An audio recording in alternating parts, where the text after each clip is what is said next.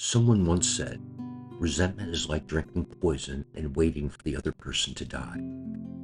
In recovery, we learned that resentments don't just hurt the people we're angry at, they destroy us from within. Let's talk about how the program shows us a better way. I'm a recovering addict named Steve, and this is On Life's Terms. In the journey of recovery, most people come in believing their only problem is drugs.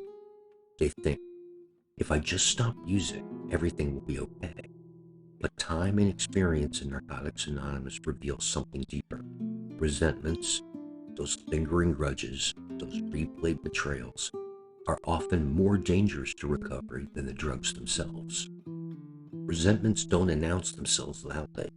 They live quietly inside, fueling anger, self-pity, and isolation. And unless they are faced, they can eat away at a person's spirit until relapse feels inevitable. Today, we'll explore resentments from the perspective of recovery and how the steps and traditions of Narcotics Anonymous provide a clear path to freedom from this spiritual poison. To resent means to feel again. It's not just being angry in the moment. It's replaying that anger over and over, keeping old wounds alive. In active addiction, resentments often serve as fuel. If they hadn't treated me that way, I wouldn't have used. If life were fair, I wouldn't be in this situation. These resentments become the justifications that keep people sick. But in recovery, we come to understand that resentments are like poison. They don't destroy the person who hurt us. They destroy us.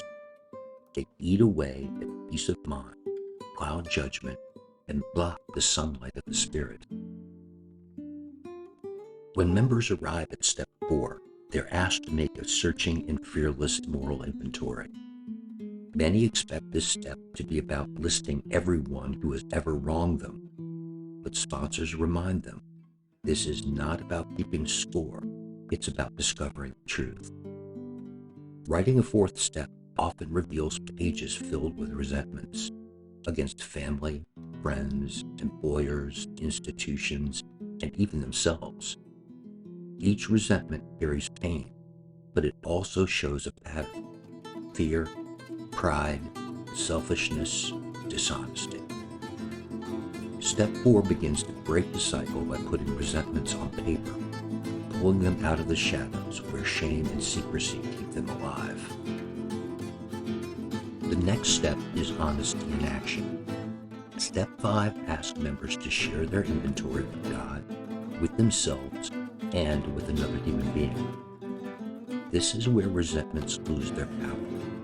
For many, it's the first time they've ever spoken openly about the anger and hurt they carry. Fear says, if I tell someone what I've been through, they'll judge me.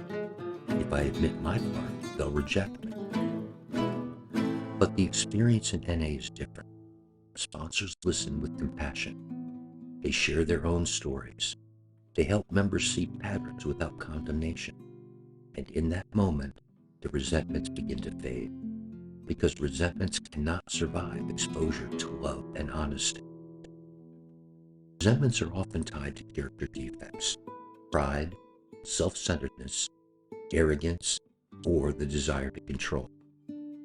Step 6 asks, are we entirely ready to have God remove these defects of character? Step 7 follows with a simple prayer: humbly ask Him to remove our shortcomings. This isn't about pretending the harm done by others never happened. It's about recognizing that clinging to anger keeps the addict sick. By becoming willing to let go, members open the door for their higher power to do what they cannot do alone.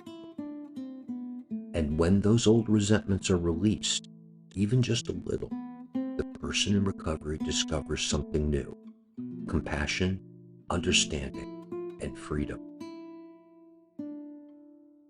Resentments often come from unfinished business. Step 8 calls members to make a list of all those they have harmed, and Step 9 asks them to make amends wherever possible. This can be frightening. Many people in recovery fear rejection or anger when they face those they've hurt. But the purpose of amends is not to excuse the wrongs of others. It's to clean up one's own side of the street.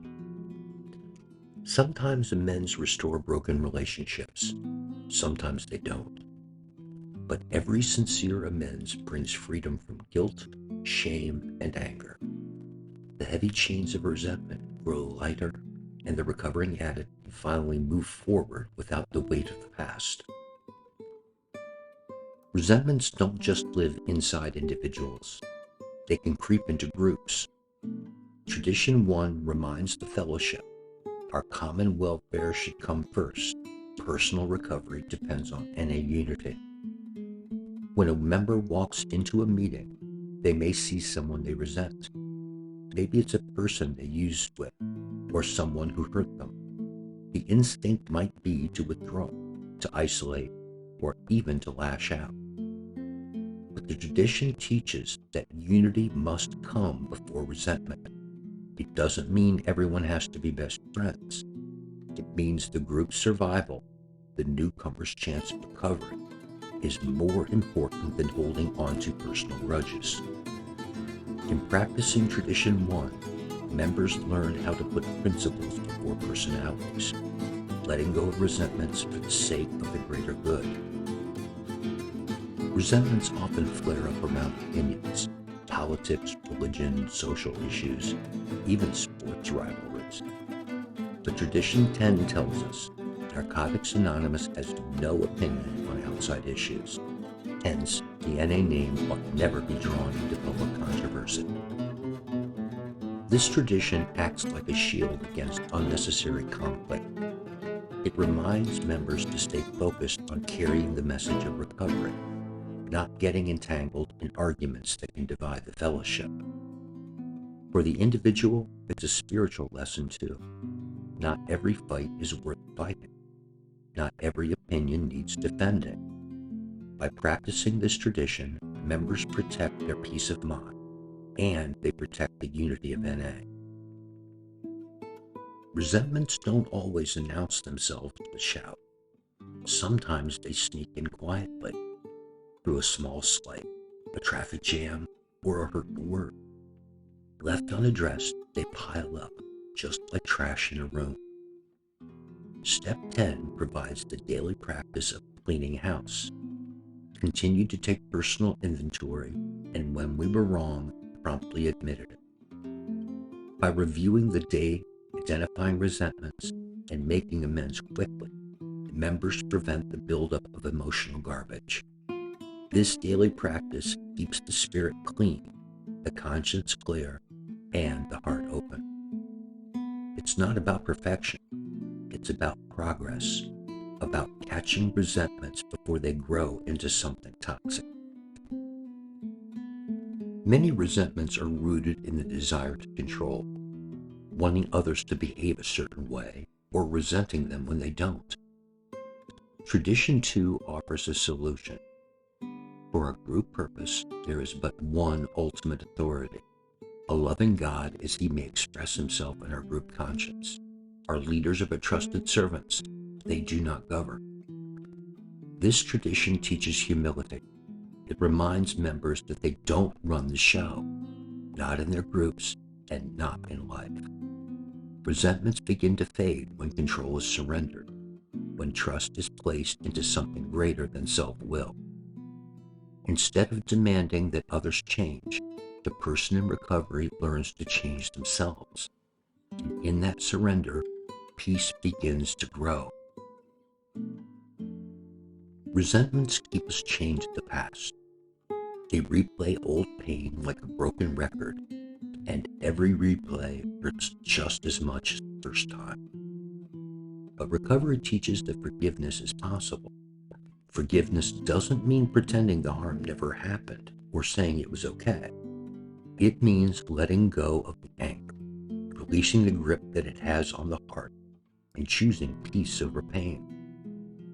Through the steps, members write their resentments, share them, make amends, and learn to forgive. Through the traditions, They learn to put unity first and let go of outside controversies. Together, the steps and traditions create a pathway to freedom, a way to stop drinking poison and expecting someone else to suffer. Resentments may be the number one offender in recovery, but they don't have to define the journey. With the help of the program, a sponsor, and a higher power, anyone can find relief from the anger and pain that once held them hostage. On life's terms means learning to live free, without carrying the old hurts, without letting resentments drag us back. If you're struggling today, remember this: you don't have to do it alone. Talk to someone, write that inventory, make those amends, and keep showing up. Because the best gift of recovery isn't just freedom from drugs, it's freedom from the resentments that kept us sick. Thanks for being here. If this message touched your heart, hit like, share this video with someone who needs it, and subscribe to On Life's Terms for more recovery inspiration. Together, we can carry the message. Together, we can let go of resentments. And together, we do recover.